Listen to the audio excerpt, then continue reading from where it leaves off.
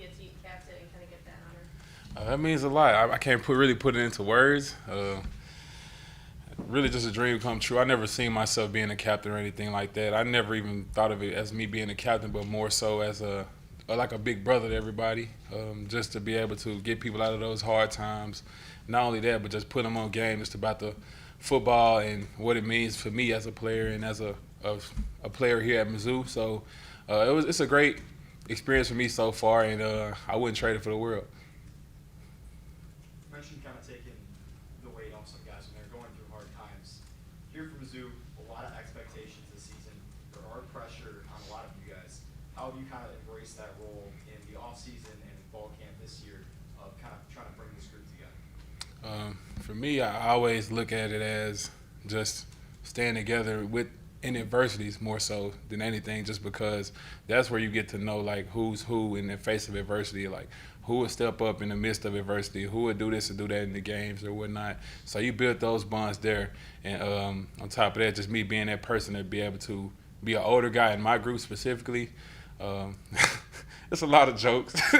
It's definitely a lot of jokes here and there, but I'm just trying to embrace my role as the best the way I can. Just give away knowledge as much as I can. Would you say that expectations can become adversity? Oh yeah, most definitely. Just trying not to, just try to block out the noise more so than anything. Social media is everywhere. It's kind of hard to miss. It's kind of hard to dodge it. So just try to tell everybody just be present and be where their feet are. Kristian, we seem to have heard Marquise Graciel's name a little bit here in the last couple of weeks. How's he different than the guy you saw maybe this time a year ago? My God. He's definitely matured in a lot of ways as you can imagine. He's more bought into the program. He's more bought into the standard, and he just cares about winning. That's the biggest thing about him more than anything. And you can also see it with him just being more vocal in the group, asking more questions than he ever had, just asking more questions to me than he's ever had. And he's just learning and just trying to be a sponge, whatever the case may be. As far as his game and technique, I mean, he came in and did pretty big for a freshman, but beyond just having the size, what do you have to learn those first couple of years before you can play at this level? That the game is way quicker than you thought it would be in high school. It's much bigger, faster, stronger opponents, and it's not more about the physical standpoint of it, but more so about the mental standpoint, what it takes throughout the week-to-week basis on how to prepare for these different teams that we're going against, and just really just more about the physical piece of more than anything. Kristian, you have a host of new faces, including Chris McClellan and others on the interior of that defensive line. What sort of a progression did you see from those guys specifically since, say, the beginning of fall camp through now, just over the last couple of weeks entering the season?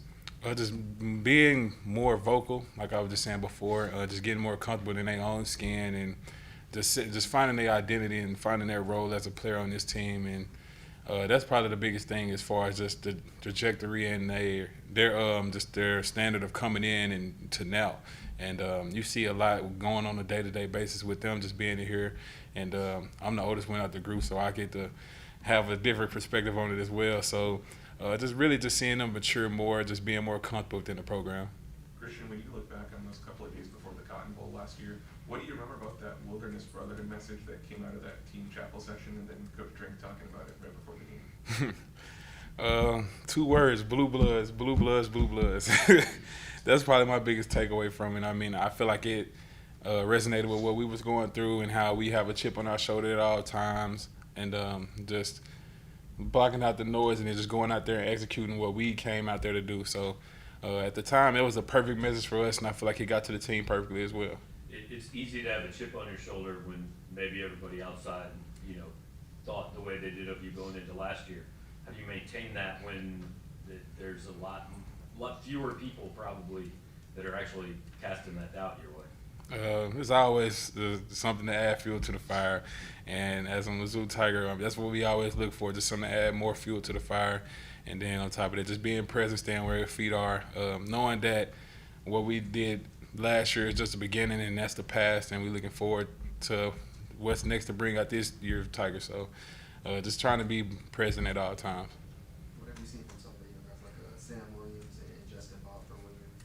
What are they looking like in fall camp? Maturing, them being more vocal, making more plays. And I'm excited for him, very excited for him, just because I can see the growth there from the time they came in to the time now. Just more growth and more plays being made, and them as a person, just being able to navigate through their emotions and just things like that, and then building that elite edge with them. Kristian, you talk about the standard that's set in this program. What exactly does that look like now? Is it established? Something to prove. Everybody that comes in the building knows, and they cherish it, and they embrace their role as a player. And it's no I and team. It's more of a we versus we mindset. So everybody comes in selflessly and not wanting to bring any negative energy or things like that. Not trying to bring more people down, but also just bring them up. I feel like those are the type of things that enhance our standard and keep us going. How is that different from previous years? I feel like now that you got new faces and you have more freshmen that comes in, the game just always changes, always evolving. You got more guys that are much more talented than ever, much more mature than ever. So you got a lot of alphas in one building, so you got everybody just trying to buy in and be on one page and stuff. So my biggest takeaway from the years previous and now is that you got more people that are more bought into the program and being selfless and giving it all to the standard more so than what they got going on by themselves. Coach said going into camp, he wanted to give you guys more reps and make camp harder than it's been before. Did you notice a difference? Did I? No, it was a big difference as far as just like the rep counts, and you got more team periods, you got more practices with pads and stuff on. It's been a big difference in that end. I've been in college for a while now, so of course I got a different perspective on it, but if anything, I feel like that plays a big role into the season, going deep into the season. It's a longer season at that, so I feel like it'll translate properly. Chuck was talking about having the in-home communication now.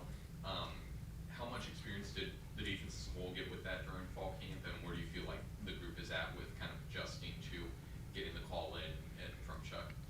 Gotcha. It's been kind of difficult, but at the end of the day, you got to evolve with the game. Just being able to look at the sideline. I still look at the sideline from time to time. It's just, you never know. Like, anything can go wrong with comms and stuff, so you just got to be prepared and stay ready so you don't have to get ready. So with us going into doing all these different scenarios and situations with the comms and whatnot, you just being prepared when it comes down to it.